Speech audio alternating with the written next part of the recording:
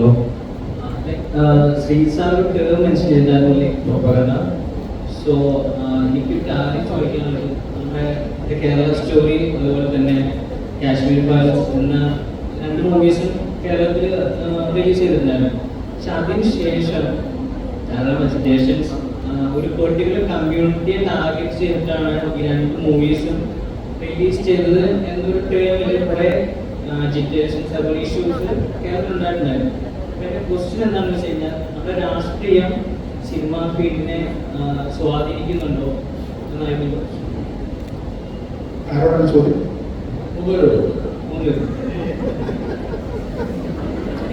എന്നെ വോട്ട് ചെയ്തുകൊണ്ട് എന്നോടാണോ പാനലിസ്റ്റുകളോടാണോ? രാഷ്ട്രീയം, മതം ഇതൊക്കെ സ്വാധീനിക്കുന്നുണ്ടോ എന്ന് ചോദിച്ചാൽ എല്ലാവർക്കും അല്ലെങ്കിലും ഈ സിനിമ ഉണ്ടാക്കുന്ന മനുഷ്യരുണ്ടല്ലോ, സിനിമ ഉണ്ടാക്കുന്ന ആളുകൾ, അവർ ജനിച്ചു വളർന്ന കണ്ടു വളർന്ന ചുറ്റുപാടുകൾ അറിയാതെ സ്വാധീനിക്കുന്നത് ബോധപൂർവ്വം ചെയ്തുകൊണ്ടെന്നുള്ള നിർബന്ധമില്ല. ഞാൻ പഞ്ചവർത്തത്വം എന്നുള്ള സിനിമ എഴുതി കഴിഞ്ഞതിൻ്റെ ലൊക്കേഷൻ കാണാൻ പോയി. കേരളം മുഴുവൻ കാണാൻ പോയി. എവിടെയും അങ്ങനെ ഒരു ലൊക്കേഷനിൽ എനിക്ക് ഇടതുവശത്ത് ഒരു 2 നില വീട് വേണം, വലതുവശത്ത് 1 നിലയുള്ള വീടുകൾ വേണം, നടുക്കായിട്ട് ചെറിയ ഒരു വീട് വേണം എന്നൊക്കെ പറഞ്ഞ് എവിടെ കിട്ടുന്നില്ല. അപ്പൊ ഇങ്ങനെ കുറെ നോക്കി തൊടുപുഴ ലൊക്കേഷൻ കണ്ടിട്ട് ഞാൻ തിരിച്ചു വരുമ്പോൾ അതിന്റെ നിർബന്ധം മണിമുറാച്ചിട്ട് ഞാൻ ഇവിടെ എന്റെ വീട്ടിൽ ചായ കുടിച്ചിട്ട് പോകുന്നു. എന്റെ വീട്ടിൽ കയറി പുള്ളിക്ക് ഒരു ഫോൺ വന്ന് പുള്ളി മിന്നത്തേക്ക് ഇറങ്ങിയിട്ട് ചുറ്റും നോക്കിയിട്ട് വന്നിട്ട് ഇതല്ലേടാ നീ നോക്കുന്ന സ്ഥലം എന്ന് പറയും. നോക്കുമ്പോൾ അപ്പുറത്തൊരു വീടുണ്ട്, നടുവ് സ്ഥലമുണ്ട്, എന്റെ വീടുമുണ്ട്. പിന്നെ ഞാൻ നോക്കിയപ്പോ ഞാൻ സ്കൂൾ എന്ന് പറഞ്ഞ് എഴുതി വെച്ചിട്ട് സീനുകൾ എഴുതിയിട്ടുണ്ടെങ്കിൽ പയ്യൻ ഇതിലേ വരുമ്പോൾ ഇയാൾ അതിലേ പോയി എന്നൊക്കെ പറയുന്നത് ഞാൻ പഠിച്ച സ്കൂളാണ്. MLA ഓഫീസ്, എന്റെ നാട്ടിലെ MLA ഓഫീസ്, അങ്ങനെ ആകുമ്പോൾ എന്റെ നാട്ടിൽ ഷൂട്ട് ചെയ്തു. ഇത് ഞാൻ അറിഞ്ഞുകൊണ്ട് ചെയ്യുന്ന കാര്യമില്ല. എഴുതിയ മിക്ക സാധനവും ഞാൻ കണ്ട, എന്നെ സ്വാധീനിച്ച, എനിക്ക് പരിചയമുള്ള ചില പ്രദേശങ്ങളായിരിക്കും. അപ്പം ചെറുപ്പം തൊട്ട് ഇങ്ങനെ കണ്ടും കേട്ടും വളർന്ന കാര്യങ്ങൾ ഒരാൾ ഉണ്ടാക്കിയ സിനിമയിൽ അറിയാതെ വരാം. അതിനുശേഷം ഇയാൾക്ക് ചില രാഷ്ട്രീയ അനുഭവങ്ങളോ മതത്തോടുള്ള അനുഭവങ്ങളോ ഒക്കെ ഉണ്ടെങ്കിൽ അത് അറിഞ്ഞുകൊണ്ടും വരാം. പ്രൊപ്പഗൻഡ സിനിമകൾ എന്ന ആരോപണം വന്നാൽ എന്ത് ചെയ്യും എന്ന് നമ്മൾ ചോദിക്കുമ്പോഴും പ്രൊപ്പഗൻഡ സിനിമകൾ വരുന്നുണ്ട്. പൂർണ്ണമായും പ്രൊപ്പഗൻഡ ഇല്ലാത്ത സിനിമകളായിരുന്നു എല്ലാ സിനിമകളെയും ആരോപിച്ചില്ലാതാക്കിയെന്ന് വിചാരിക്കണം. ഇടതുപക്ഷ അനുഭവമുള്ളത്, വലതുപക്ഷ അനുഭവമുള്ളത്, തിരിച്ചു പറയുന്നത്, മറിച്ചുള്ളത്, ഇങ്ങനെയുള്ള സിനിമകൾ ഉറപ്പായിട്ടും വരുന്നുണ്ടാവും. അതുകൊണ്ട് തന്നെ എല്ലാവർക്കും അഭിപ്രായ സ്വാതന്ത്ര്യം ഉണ്ടല്ലോ, വരാനുള്ള സാധ്യതകളൊക്കെ ഉണ്ട്. അതാണ് എനിക്ക് ഇതിനെ കുറിച്ച് പറയാനുള്ളത്. ഈ രാഷ്ട്രീയം സംസാരിക്കുമ്പോൾ തീർച്ചയായിട്ടും ഒരു വിഭാഗത്തിന് അത് ഇഷ്ടപ്പെടുകയും മറുവിഭാഗം അതിനെ എതിർക്കുകയും ചെയ്യും. അത് സിനിമയിലല്ല, ഏതൊരു കലയിലും അത് വരാറുണ്ട്. അങ്ങനെ കണ്ടാൽ മതി ഈ സിനിമകളൊക്കെ. അത് ഒരു സൃഷ്ടാവിന്റെ, ഇപ്പം രമേശനും പറഞ്ഞ പോലെ തന്നെ ഒരാള് കണ്ടു വളർന്നു വന്ന സാഹചര്യത്തിൽ നിന്നും അയാളെ ഇൻസ്പയറായി എഴുതുന്നതായിരിക്കും ഒരു കഥ. അപ്പം മേ ബി ഈ പറയുന്ന കേരള സ്റ്റോറീസ് ആയാലും കാശ്മീരി ഫയൽസ് ആയാലും അത് എഴുതിയിരിക്കുന്ന ഒരാൾ അല്ലെങ്കിൽ ചെയ്തിരിക്കുന്ന ആൾക്ക് അവരുടെ ചുറ്റുപാട് അവർ കണ്ടു വളർന്ന അവരുടെ ശരി അവരുടെ പോയിന്റ് ഓഫ് വ്യൂ എഴുതുകയാണ്. അത് ചിലപ്പോൾ എനിക്ക് തെറ്റാവാം, താങ്കൾക്ക് തെറ്റാവാം, രമേശന് തെറ്റാവാം. അപ്പൊ നമ്മളതിനെ എതിർക്കും. ഇതിവിടെ നടന്നുകൊണ്ടിരിക്കുന്ന കാര്യമാണ്. എന്ന് വെച്ച് ഇത് പ്രൊപ്പഗൻഡ എന്നൊരു വാക്ക് ഒരു വലിയ കേട്ടാൽ വലിയൊരു സംഭവം പോകുമ്പോഴൊക്കെ തോന്നുമെങ്കിലും ഇവിടെ ഇതൊക്കെ സംഭവിച്ചുകൊണ്ടിരിക്കുന്നതാണ്. ഈ വാക്ക് ഞാൻ കുറേ കേട്ടിട്ടുള്ളതാണ്. പക്ഷെ അതിനൊക്കെ ഒന്ന് ഉത്തരം ഞങ്ങൾ പറഞ്ഞത് തിയേറ്ററിൽ സിനിമ വന്ന് കണ്ടിട്ട് പറയുന്നത് പറഞ്ഞു. അത് വേറെ ഒന്നുമല്ല, അങ്ങനത്തെ ഒരു പ്രൊപ്പഗൻഡ ഒന്നും അതിലില്ലായിരുന്നു. ഇപ്പൊ തുടക്കത്തിൽ രമേശനം പറഞ്ഞ ഇപ്പൊ ഉണ്ണീമൂന്നൻ അഭിനയിച്ചുകൊണ്ടാണ് അന്ന് മാളികപ്പുറത്തിന് ഒരു പ്രൊപ്പഗൻഡ ആണോ എന്ന ചോദ്യം വന്നത്. അത് ആദ്യം ചെയ്യാറുള്ളത് പൃഥ്വിരാജായിരുന്നു. പൃഥ്വിരാജ് ആ പടത്തിൽ അഭിനയിച്ചിരുന്നെങ്കിൽ ഈ വാക്കുകൾ വരില്ലായിരുന്നു. അപ്പം ചില വ്യക്തികൾ അല്ലെങ്കിൽ ചില പെർട്ടിക്കുലർ ഇപ്പൊ കാശ്മീരി ഫയൽസ് തന്നെ, ആ കാശ്മീരി ഫയൽസുള്ള പേര് തന്നെ നമ്മൾ കേൾക്കുമ്പോഴത്തേക്ക് ഇതൊരു പ്രൊപ്പഗൻഡ ആണോ എന്നൊരു ചോദ്യം വരും. അപ്പം അത് നമ്മുടെ കാഴ്ചപ്പാടിന്റെ കൂടെ കുഴപ്പമുണ്ട്. അപ്പം ആ കാഴ്ചപ്പാട് മാറ്റി സമൂഹം ഇതിന്റെ സിനിമയായിട്ട് മാത്രം കാണാൻ നിന്ന് ഒരു പക്ഷേ സിനിമകൾ അത് ബാധിക്കാതെ പോകും. പക്ഷെ രമേശേട്ടൻ ഷൂട്ട് ചെയ്യാൻ വേണ്ടി ലൊക്കേഷൻ അന്വേഷിച്ചു ലാസ്റ്റ് സ്വന്തം നാട്ടിൽ തന്നെ ഷൂട്ട് ചെയ്തത്. ഇത് തന്നെയാണ് എനിക്ക് സംഭവിച്ചത്. ഞാൻ മാളികപ്പുറത്തിന്റെ കഥയൊക്കെ എഴുതിയിട്ട് ശബരിമല ഏരിയ മാറ്റി വെച്ചാൽ ബാക്കി സീൻ ഷൂട്ട് ചെയ്യാൻ പല സ്ഥലത്തുള്ള ലൊക്കേഷൻ ഒക്കെയാണ്. അവസാനം വിഷ്ണു ശശിയുടെ എന്റെ കൂടെ ഞാൻ പഠിച്ച സ്കൂളിൽ ഫംഗ്ഷൻ നമ്മളാണ് ചോദിക്കുന്നത്, ചേട്ടാ ഇന്നലെ നിങ്ങൾ എഴുതി വെച്ച സാധനം, ഞാൻ വളർന്ന വീട്, ഞാൻ എന്റെ കുടുംബക്ഷേത്രം, ഇതൊക്കെ തന്നെയാണ് സിനിമയിൽ ഉപയോഗിച്ചിരിക്കുന്നത് പല സ്ഥലങ്ങളും. അപ്പൊ അത് സ്വാധീനിച്ചുകൊണ്ടാണ് എന്റെ എഴുത്തില്. ഇതുപോലെയാണ് ഈ പറയുന്ന കാശ്മീരി വേഴ്സും കേരള സ്റ്റോഴ്സും ഒക്കെ അത് ചെയ്ത ക്രിയേറ്റീവ് പീപ്പിൾസിന്റെ സ്വാധീനത്തിലാണ് നടന്നിരിക്കുന്നത്. അത് പ്രൊപ്പഗൻഡ ആണെന്ന് ചോദിച്ചാൽ ആവാതിരിക്കാം. ഈ വർഗീയത പൊതുവെ മതവുമായി ബന്ധപ്പെട്ട് പറയുന്നൊരു വാക്കാണ്.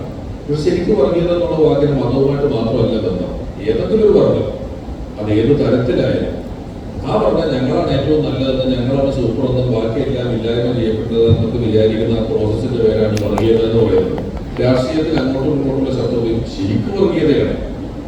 കമ്മ്യൂണിസ്റ്റുകാരും കോൺഗ്രസ്സുകാരും തമ്മിലുള്ള പ്രശ്നത്തിൽ ആശയപരമായി ഞാൻ വേറെ ആശയത്തിൽ വിശ്വസിക്കുന്നു, നിങ്ങൾ വേറെ ആശയത്തിൽ വിശ്വസിക്കുന്നു, നമ്മൾ തമ്മിൽ ആശയപരമായി എന്റെ വർഗത്തിനെ ഞാൻ സ്നേഹിക്കുന്നു, നിങ്ങളുടെ വർഗത്തെ നിങ്ങൾ സ്നേഹിക്കുന്നു എന്നുള്ള പറയുന്നതാണ്. അപ്പം വിദ്യാഭ്യാസത്തിന് ഇതുമായി ഡയറക്റ്റ്ലി ഒരു ബന്ധവുമില്ല. ഞാൻ ജനിക്കുന്നതിന് മുമ്പ് വയറ്റിൽ കിടക്കുമ്പോൾ തുടങ്ങിയതാണ് മതം എന്ന് പറയുന്നത്. അതെന്നെ അങ്ങനെ സ്വാധീനിച്ചിട്ട് വന്നു. പിന്നെ 5 വയസ്സായപ്പോഴാണ് സ്കൂളിൽ ചേർന്നത്, 18 വയസ്സായപ്പോഴാണ് രാഷ്ട്രീയത്തിൽ എനിക്ക് അനുഭവം വരുന്നത്. അപ്പോ ഇതിനെ ചില നാസ്തികരൊക്കെ പറയുന്ന പോലെ നമുക്ക് ഇവിടെ നേർപ്പിച്ച് ഉപയോഗിക്കാം, വേണ്ട സ്ഥലങ്ങളിൽ മാത്രം എടുക്കാം. ഇപ്പൊ നമ്മളിപ്പോ എല്ലായിടത്തും വർഗീയതയാണെന്ന് പറയുന്നത് നമുക്ക് തോന്നുന്നതാണ്. ആ ലെവലിൽ എല്ലായിടത്തും ഇല്ല. നമ്മുടെ വിവാഹം കഴിക്കുമ്പോൾ, പിള്ളേരുടെ ചടങ്ങ് നടത്തുമ്പോൾ, മരണാനന്തര ചടങ്ങുകൾ നടത്തുമ്പോൾ, അങ്ങനെ കുറച്ച് സ്ഥലങ്ങളിലേക്ക് മാറ്റി നിർത്തിയാൽ ഈ ഓഡിറ്റോറിയത്തിൽ നിങ്ങൾ എല്ലാ ജാതിക്കാരും വന്നിട്ട് ആൾക്കാരുണ്ടാവും.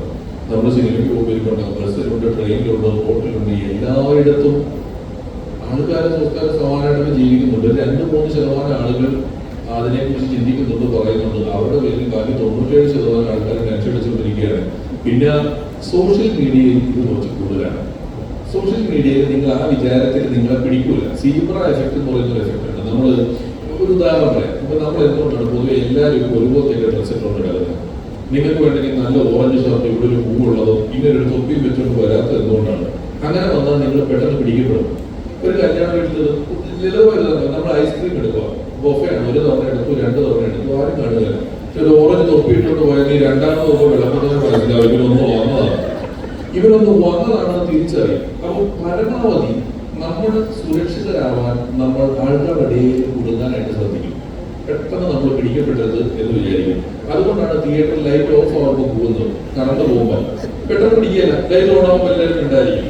അപ്പോ ഇപ്പൊ കാണുന്ന വർഗീയത അത്തരത്തിലുള്ള വർഗീയത ഈ സോഷ്യൽ മീഡിയയിൽ തലയില്ലാത്ത, ആളില്ലാത്ത, പുറത്തില്ലാത്ത ആളുകൾ വർണ്ണം പറഞ്ഞ് കമന്റ് ബോക്സിലൊക്കെ ഇട്ട് തള്ളി നിരക്കുകയാണ്. അത്രയും പുറത്തില്ല, നമ്മൾ ടെൻഷൻ അടിക്കുന്ന അത്രയില്ല. അതുകൊണ്ടാണ് നമ്മളെല്ലാം ഒന്നിച്ചു കൊണ്ടിരിക്കുന്നത്. അത്രയില്ല. ഇത് വർഗീയത നിറഞ്ഞിരിക്കുന്നു ഉണ്ട്. എല്ലാവർക്കും അത് അവരുടെ ആവശ്യത്തിന് ആൾക്കാരെടുത്ത് ഉപയോഗിക്കും.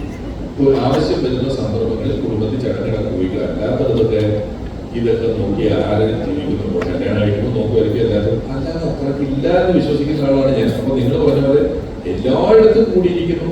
ഇതിനെതിരെ എന്തെങ്കിലും ചെയ്യാൻ പറ്റുമെന്ന് ചോദിച്ചാൽ ഇത് ലൈറ്ററായിട്ട് ഉപയോഗിച്ച് ശീലിപ്പിക്കുക, പ്രകോപിപ്പിക്കാതിരിക്കുക. ഇതുള്ളവരെ വെറുതെ അതിന്റെ ഓപ്പോസിറ്റ് പറഞ്ഞു അവർക്ക് കിട്ടാമെന്ന് വിശ്വസിച്ചോട്ട് പോട്ടെ, എന്തെങ്കിലും ആട്ടെ എന്ന് വിചാരിക്കാനേ പറ്റുള്ളൂ. നിങ്ങൾ പറയും, നിങ്ങളല്ലേ ഞങ്ങളുടെ കൂട്ടത്തിൽ ഇതിൽ ഏറ്റവും കൂടുതൽ എന്നുള്ള അഡ്രസ് കിട്ടുന്ന ആളെന്നാ ഞാൻ പറയാം. ഈ സോഷ്യൽ മീഡിയ ആണെന്ന് പറയുന്നതിന്റെ ഏറ്റവും വലിയ ഉദാഹരണം പറയാം.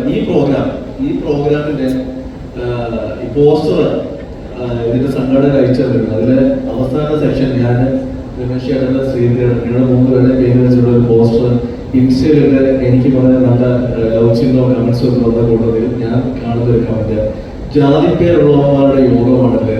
അപ്പോഴാണ് ഞാൻ പെട്ടെന്ന് നോക്കുമ്പോൾ ശ്രീജിത്ത് പണിക്കര്, രമേശ് വിഷാരി, അഭിലാഷ് പിള്ള.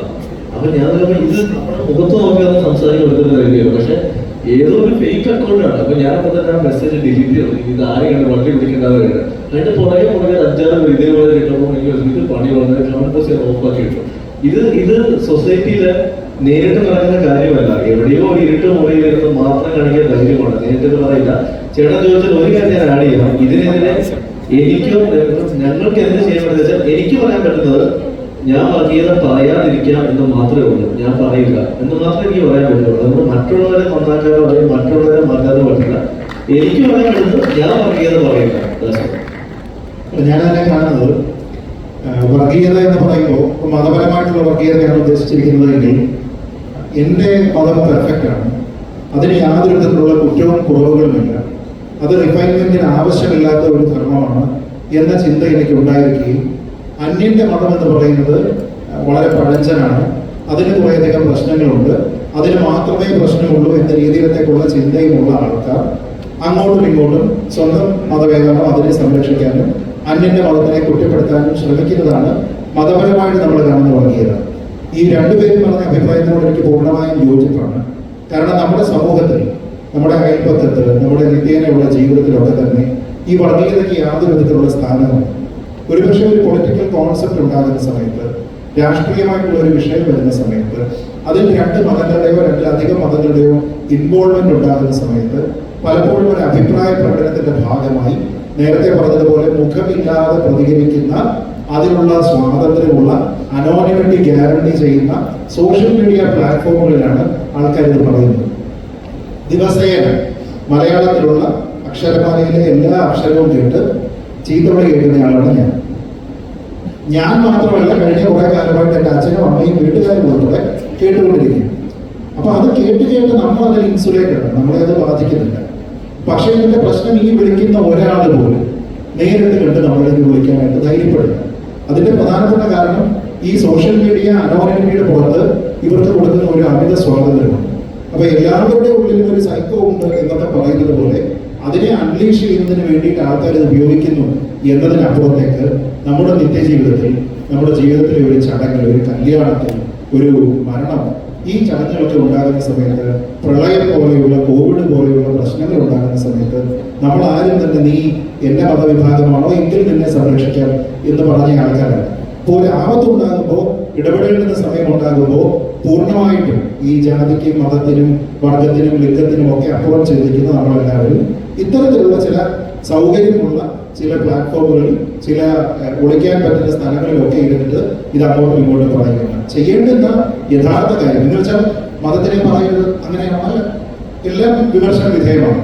അവിടെ ചെയ്യേണ്ടുന്ന ഒരു കാര്യം, ഞാൻ മറ്റൊരു മതത്തിലുള്ള ഒരു കാര്യത്തിനെ വിമർശിക്കുന്നുണ്ടെങ്കിൽ അത് ഫാക്ട് ബേസ്ഡ് ആയിരിക്കണം. അങ്ങനെ ചെയ്യുന്ന നിരവധി ആൾക്കാരുണ്ട്. ഞാനൊരു മതവിശ്വാസിയാണെങ്കിൽ എന്റെ മതവുമായി ബന്ധപ്പെട്ട അത്തരത്തിലുള്ള ആരോപണം ഉണ്ടാകുന്നുവെങ്കിൽ അത് ഫാക്ട് ബേസ്ഡ് ആണെങ്കിൽ അക്നോളജ് ചെയ്യാനുള്ള ഒരു വില്ലിങ്നെസ് ഞാനും കാണിക്കണം. അതില്ലാതെ എന്റേത് മാത്രമാണ് സുപ്രീം, മറ്റുള്ളതെല്ലാം ഇൻഫീരിയർ ആണ് എന്നുള്ള ചിന്തയുണ്ടെങ്കിൽ നിങ്ങളൊരു തികഞ്ഞ വർഗീയവാദിയാണ്.